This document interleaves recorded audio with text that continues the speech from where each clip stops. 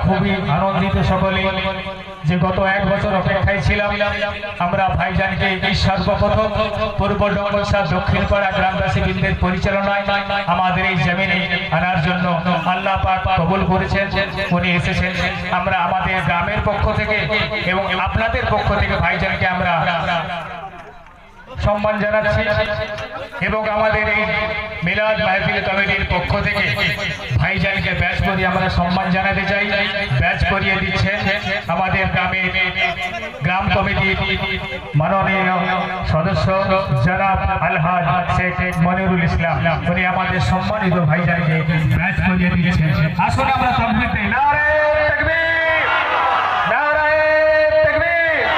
জনাব ভাইজান হুজুর কেবলা জিন্দাবাদ, জনাব ভাইজান হুজুর কেবলা জিন্দাবাদ।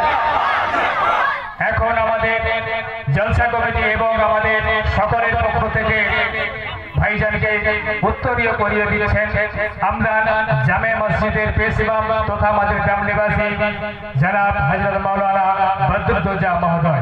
উনি ভাইজানকে ব্যাচ করিয়ে দিচ্ছেন।